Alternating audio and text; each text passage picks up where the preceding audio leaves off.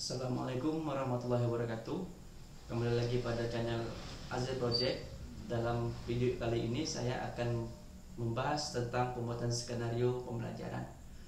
Skenario pembelajaran adalah salah satu komponen yang sangat penting sebelum melakukan pembelajaran, karena di dalam skenario pembelajaran itu terdapat sintaks atau langkah-langkah seorang guru yang akan dilakukan dalam kegiatan pembelajaran.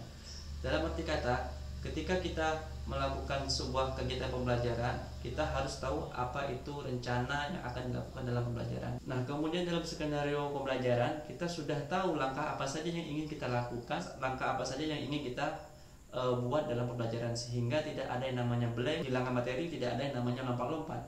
Oke, kita mulai dari namanya pembukaan. Di dalam pembukaan itu adalah kegiatan yang kita lakukan sebelum melakukan kegiatan inti. Artinya dalam pembukaan itu mencakup dengan mengucapkan salam, kemudian ada yang namanya berdoa, kemudian adanya melakukan persepsi. Dalam persepsi ini adalah menghubungkan materi yang lama dengan materi yang akan diajarkan, sehingga dalam kegiatan pembelajaran akan timbul apa itu namanya interaksi. Artinya kita melihat pengalaman pembelajaran yang lama itu masuk atau tidak dengan siswa tadi. Itulah gunanya persepsi. Nah, setelah kita melakukan yang namanya persepsi, kita melakukan itu apa yang namanya komunikasi dengan siswa masalah materi yang lalu, kita melakukan lanjut kegiatan inti. Di dalam kegiatan inti kita itu harus melibatkan penuh siswa. Ada yang dinamakan mikir. Mikir adalah mengalami interaksi, komunikasi, dan refleksi. Kita mulai dari mengalami. Artinya di dalam kegiatan inti siswa harus dilibatkan sehingga siswa merasa mengalami kegiatan pembelajaran. Artinya contohnya kita membuat siswa itu membaca sebuah materi, kita membuat siswa itu melihat menganalisa bersama sebuah materi, sehingga terjadi yang namanya interaksi. Nah, di dalam kegiatan inti tersebut interaksi antara siswa itu sangat diperlukan. Ingat, kita tidak menggunakan lagi cara tradisional, kita menggunakan apa namanya SCL. SCL adalah Student Centered Learning, artinya semua pembelajaran berpusat kepada siswa. Dengan melakukan kegiatan mengalami, kemudian mereka berinteraksi, nah siswa akan menjadi semakin aktif, dan kita sebagai guru hanya menjadi seorang fasilitator. Jadi kita tidak lagi menjadi pusat dari perhatian pada siswa. Kita sekarang berpusat kepada siswa. Artinya ketika kita menjadi fasilitator, kita tidak perlu lagi harus mengeluarkan banyak suara dengan menggunakan student center learning tadi. Nah, di kegiatan inti ini, ketika siswa sudah bisa mengalami artinya kita mengajak siswa untuk melihat, kita mengajak siswa untuk membaca, kita mengajak siswa untuk menganalisa materi yang kita pelajari. Itu adalah salah satu cara agar siswa bisa berinteraksi antar siswa yang lainnya. Nah, setelah ada interaksi, di dalam kegiatan inti ada namanya mengalami, ada interaksi, dan harus ada namanya komunikasi. Komunikasi ini terbagi menjadi dua, komunikasi antara siswa dan komunikasi antara guru. Nah, jika kita sebagai guru hanya bisa belajar mengajar namun tidak ada komunikasi atau feedback, artinya kita gagal. Tidak ada yang namanya kegiatan pembelajaran, karena sesungguhnya kegiatan pembelajaran adalah suatu kegiatan yang melakukan penukaran pikiran sehingga siswa mendapatkan informasi yang baru. Kegiatan pembelajaran adalah penyampaian informasi yang baru, membaharui informasi siswa sehingga siswa mendapat pengalaman yang belajar yang baru. Nah, jika tidak ada yang namanya komunikasi, artinya kita sebagai guru tidak bisa mengajar siswa tersebut, atau kita sebagai seorang guru tidak bisa melakukan tugas kita dengan baik.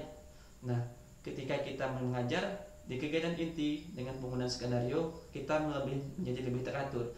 Kemudian ketika siswa sudah mengalami, berinteraksi, dan berkomunikasi, maka pada akhirnya itu ada yang namanya refleksi. Kegiatan penutup, refleksi bertujuan untuk melihat atau mengukur sudahkah atau belumkah mendapatkan informasi yang terbaru. Dilakukan dengan melemparkan sebuah pertanyaan, misal pertanyaan yang produktif seperti yang pada pertemuan sebelumnya. Mungkin bisa pertanyaan imajinatif, dan bisa pertanyaan yang mengasah membuka analisa siswa tadi. Artinya mengapa di dalam kegiatan refleksi ini sangat penting. Kegiatan refleksi ini menjadi sangat penting karena tanpa adanya refleksi, jika kita tidak melakukan kegiatan refleksi, kita tidak akan mengetahui siswa itu mengerti atau tidak dengan materi yang kita ajarkan.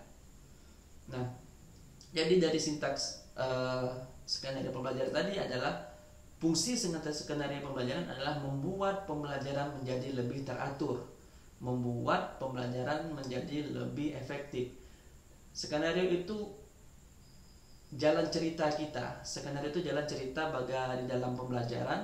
Skenario itu jalan cerita di dalam sebuah kegiatan mengajar, sehingga kita tidak perlu bingung lagi. Kita sudah punya naskah, kita sudah punya rencana. Selain RPP, kita harus punya skenario. Bagaimana sih cara kita menjalankan RPP yang sudah kita buat tadi? Skenario adalah turunan dari RPP. Skenario adalah cara kita menjalankan RPP, sehingga di dalam pembelajaran kita tidak bingung lagi, sehingga di dalam pembelajaran kita tahu langkah-langkah apa saja yang ingin kita lakukan. Seperti kita ulang lagi, ada namanya kegiatan pembukaan, ada membaca doa, saling menyapa siswa, melakukan persepsi, kemudian ada kegiatan inti yang saya membuat siswa itu mengalami berinteraksi dan berkomunikasi, dan ada namanya kegiatan mutu adalah melakukan refleksi. Refleksi adalah kegiatan feedback, melihat ataupun sebagai alat ukur siswa itu telah mendapatkan informasi terbaru atau tidak. Kita lihat seberapa pentingnya skenario pembelajaran. Tanpa adanya skenario pembelajaran, hanya sekedar mengajar, hanya sekedar masuk kelas, menyampaikan, bercerita-bercerita, itu tidak akan menjadi pengalaman baru belajar bagi siswa. Metode mikir adalah metode yang dicetuskan oleh Tannoto Foundation yang bertujuan untuk meningkatkan kualitas pendidikan di Indonesia, meningkatkan kualitas pendidikan bagi siswa, membuat kemudahan bagi guru untuk mengajar, sehingga dengan menggunakan metode mikir, guru tahu apa yang ingin dilakukan, guru tahu apa yang ingin dicapai. Sekian untuk video kali ini. Jangan lupa untuk like, comment, share, and subscribe channel ini. Bila terpercaya, assalamualaikum warahmatullahi wabarakatuh.